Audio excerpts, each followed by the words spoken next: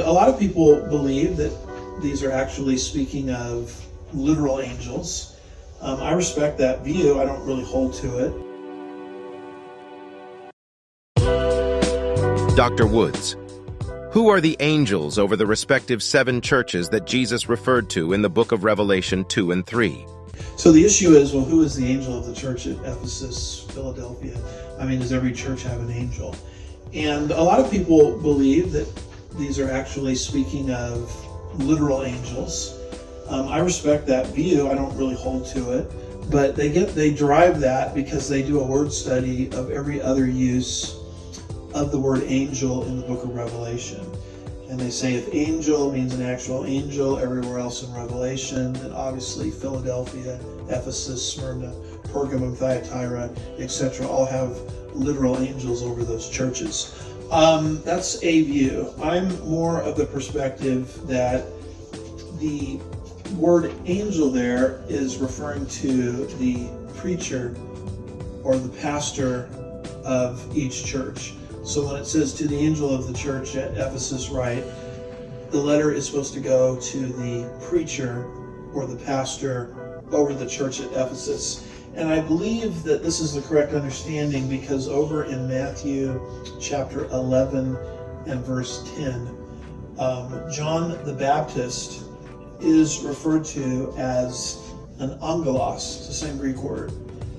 John obviously was not a literal angel, but he was a angelos, a preacher or a proclaimer. So over in Matthew chapter 11 and verse 10, it says, this is the one about whom it is written, speaking of John the Baptist, behold, I send my messenger ahead of you who will prepare your way before you. Messenger in Greek there is angelos. Who was John the Baptist? He was a preacher.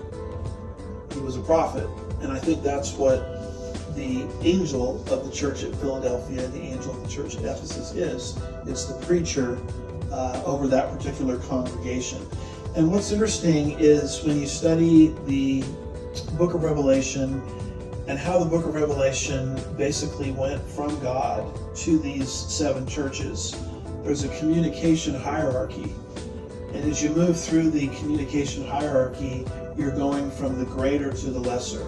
So when you read Revelation 1, verses 1 through 4, you'll see that the vision started with the Father, and then it went to the Son, who is, although equal with the Father, functionally subordinate to the Father, from the Son to a literal angel, from that literal angel to John, and it went to the angel first, then to John, because the Psalms tell us that we are made a little under the angels.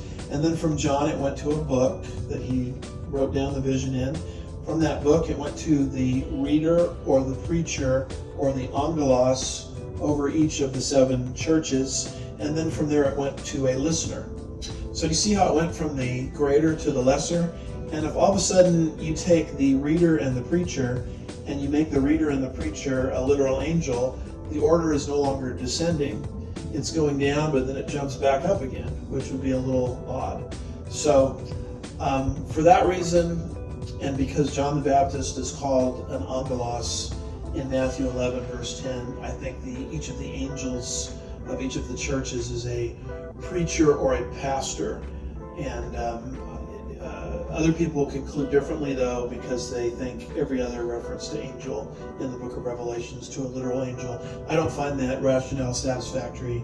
I think that each of the angels over the various churches in Revelation 2 and 3 is referring to an expositor, a pastor, or a preacher over those congregations.